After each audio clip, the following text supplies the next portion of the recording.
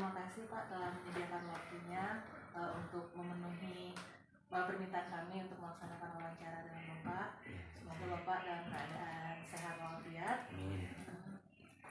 Oke, apa kita langsung mulai? Pak, kami ada tugas sebagai calon guru penggerak dan kami harus mewawancarai pemimpin atau kepala sekolah mengenai bagaimana proses mereka pengambilan keputusannya seperti apa dan hal-hal apa saja yang biasa dialami, hal apa saja yang mempengaruhi pengambilan keputusan. Jadi kurang lebih wawancaranya tentang itu Pak. Kita mulai saja Pak. Yang pertama, selama ini bagaimana Anda dapat mengidentifikasi kasus-kasus yang merupakan dilema etika atau rujukan moral? Ya, jadi sebenarnya kita sebagai pemimpin atau pimpinan tentu saja setiap mengambil keputusan harus mengacu kepada aturan yang sudah ada. Itulah payung bagi kita untuk mengambil sikap.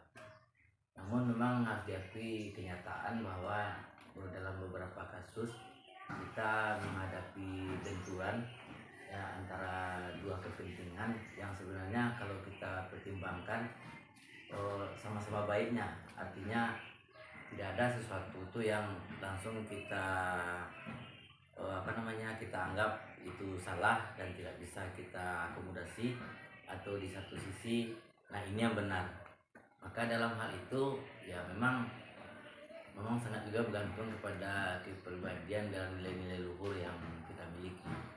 Jadi kalau saya biasanya sebagai pimpinan dalam menghadapi situasi seperti itu, ya saya lebih mengutamakan tentu saja kenyamanan di antara kedua pihak tanpa mengabaikan risiko yang terjadi dengan setiap keputusan itu. Nah, sehingga ketika ada dua hal tadi itu yang berbeda kepentingan yang sama-sama ternyata mengandung nilai kebenaran, ya saya berusaha sedapat mungkin mengakomodasi kedua kelompok. Ya, yang namanya kita dimanapun selalu ada negosiasi. Nah, dalam negosiasi itu kalau bahasa sederhananya kan tolak ansur, sehingga akhirnya dengan negosiasi atau pilihan yang saya lakukan tidak ada pihak yang akhirnya merasa tersingkirkan atau merasa tidak nyaman, yang justru menimbulkan ketidakproduktifan di dalam situasi kita di sekolah. Itu. Jadi Pak, kan ada 4 kategori Pak yang mungkin akan mempengaruhi pengambilan keputusan Bapak.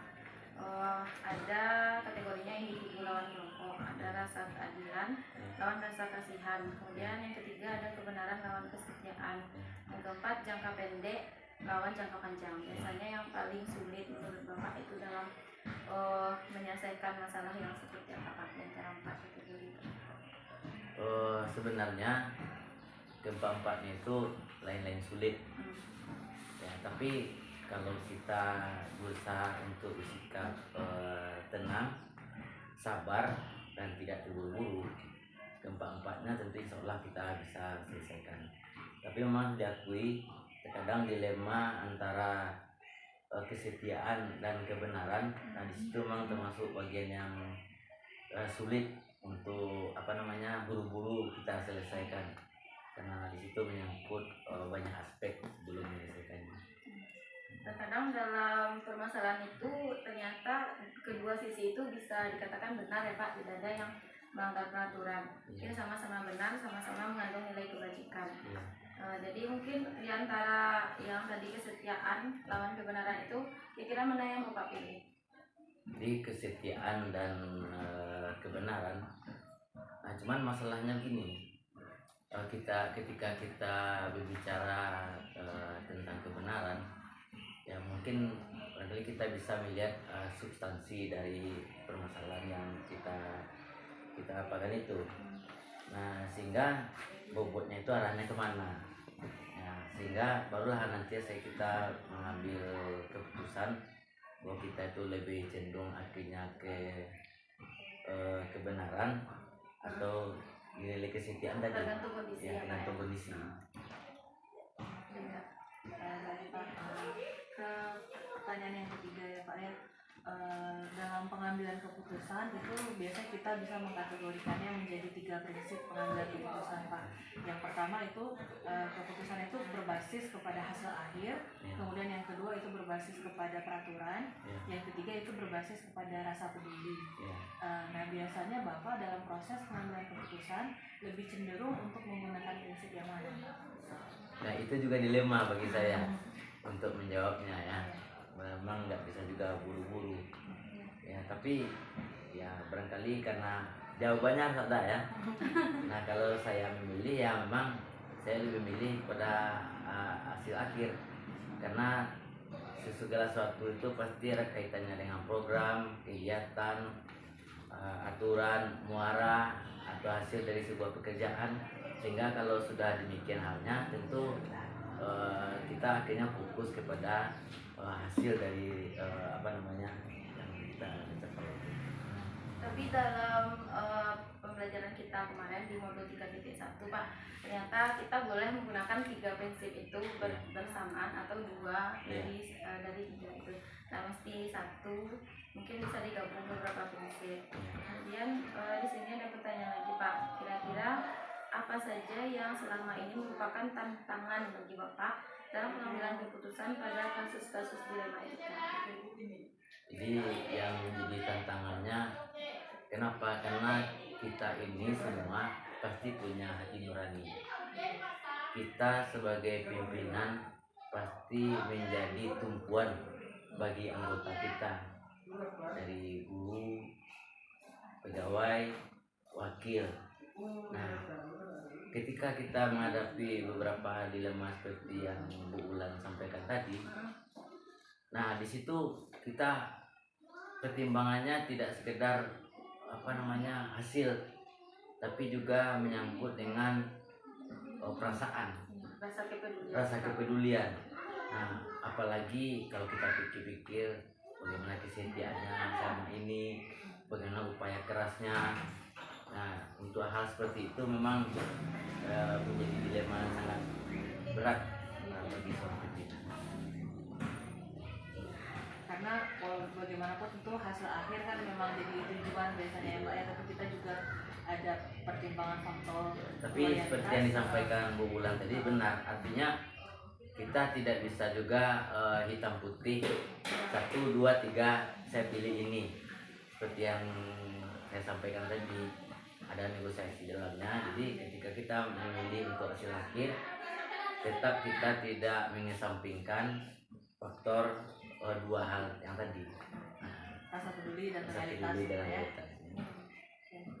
Selanjutnya Pak, apakah Bapak memiliki suatu tata cara atau jadwal tertentu dalam menyelesaikan suatu kasus? Kemudian apakah ada jadwal untuk menyelesaikannya? Kemudian atau prosedur seperti apa yang biasanya Bapak jalankan untuk mengambil suatu keputusan? Ya, itu juga sangat bergantung kepada bobot permasalahan yang terjadi. Ya, ada yang rasanya mungkin cukup pas untuk diselesaikan saat itu, dan kemudian rasanya bisa menyelesaikan masalah. Tapi kalau ada hal-hal yang rasanya berisiko, cukup fatal, dan yang dipermasalahkan itu hal-hal yang vital, ya barangkali mungkin saya lebih dahulu mempertimbangkan sehingga menunda untuk mengambil keputusan. Nanti tergantung masalahnya apa. Nanti mungkin Bapak bisa menjadwalkan ulang atau mungkin bertanya dulu atau diskusi dulu dengan yang lainnya Pak. Ya, sebab kita manusia siapapun termasuk pimpinan pasti butuh orang lain, karena kita masing-masing punya kelebihan. Jadi kita akan selalu berkomunikasi dengan berbagai pihak yang muaranya tentu penyelesaian tentang permasalahan yang terjadi. Biasanya Bapak bandingkan juga dengan peraturan atau mengadakan rapat atau gimana Pak? Semuanya gitu. Jadi rapat itu bisa jadi diskusi kecil. Yang penting di sana kita mendapatkan pencerahan atau masukan yang kira-kira dapat mengukuhkan kita untuk mengambil keputusan. Jadi itu menjadi keputusan bersama. Setidaknya lebih kuat daripada keputusan pribadinya Pak. Betul. Kemudian lagi Pak, masih ada pertanyaan. Ya. Adakah seseorang atau faktor apa yang selama ini mempermudah atau membantu Bapak dalam pengambilan keputusan dalam kasus dilema etika? Ya, dalam kasus dilema etika, sebelum mengkomunikasikan dengan orang, masing-masing kita ini punya rasa, tentu dengan mencoba, kalau bahasa kampung kita menginak-inakkan terlebih dahulu, ya barangkali akan lahir sebuah keputusan yang kira-kira tepat, dan itu saja tidak menutup kemungkinan mencari kira-kira kawan atau seseorang yang sangat mungkin untuk berbagi dengan kita untuk misalkan itu. Iya. Tapi orangnya tidak pasti harus satu orang itu ya Pak ya? Oh tidak. Ya, tergantung Tidak, bidang. dan yang pasti kita merasa enjoy dan berkeyakinan ada sesuatu yang kita dapatkan dengan komunikasi yang kita lakukan itu. Nah, jadi Baik Pak, mungkin ini pertanyaan terakhir ya Pak ya. Dari semua hal yang telah Bapak sampaikan nih Pak, dan pembelajaran yang kita petik dari pengalaman Bapak, ada nggak sih Pak nih pesan-pesan Bapak mengenai pengambilan keputusan bagi kami berdua sebagai bahan pembelajaran Pak? Jadi pengalaman Bapak selama mengambil keputusan selama ini. Ya, gini, yang namanya instansi, organisasi, institusi, payungnya pasti ada, yaitu peraturan. Nah, tapi di satu sisi kita tentu akan menghadapi kenyataan sesuatu yang berhubungan dengan etika dan perasaan. Untuk itu, ketika menghadapi kasus-kasus seperti itu, pendekatan hati nurani itu juga hal yang tidak kalah pentingnya dalam mengambil keputusan, karena bagaimanapun manusia punya rasa. Kalau rasa itu sudah tidak baik, ya walaupun kebijakan kita itu berdasarkan aturan, itu juga tidak akan efektif untuk hasil akhir kita nanti. ada lagi yang ketiga satu, Ya. 9 langkah pengujian putusan Pak. Jadi kami di CGP juga diberikan materi tentang adanya 9 langkah agar kita tidak memutuskan sesuatu yang merugikan Pak. Di sini boleh membacakan ya Pak. Ya. Yang pertama adalah mengenali nilai-nilai yang saling bertentangan. Ya. Kemudian menentukan siapa yang terlibat dalam situasi ini. Ya. Yang ketiga, kumpulkan fakta yang relevan dengan situasi ini. Yang keempat, pengujian benar atau salah. Apakah uji legal mungkin sesuai peraturan kata Bapak tadi. Kemudian uji regulasi, apakah itu standar atau tidak. Kemudian uji intuisi, publikasi, dan uji panutan atau idola. Mungkin tadi pertanyaan ada yang menanyakan tentang seseorang yang menginspirasi Bapak, mungkin seperti itu ya Pak. Kemudian nomor 5 ada pengujian paradigma benar lawan benar. Jadi mungkin ada dalam pengambilan keputusan itu yang di kiri benar, yang di kanan juga benar, mungkin itu juga salah satu langkahnya. Kemudian yang keenam, melakukan prinsip resolusi. Yang ketujuh, investigasi opsi trilema. Kemudian yang ke-8, buat keputusan. Baru yang ke-9, lihat lagi keputusan dan refleksikan.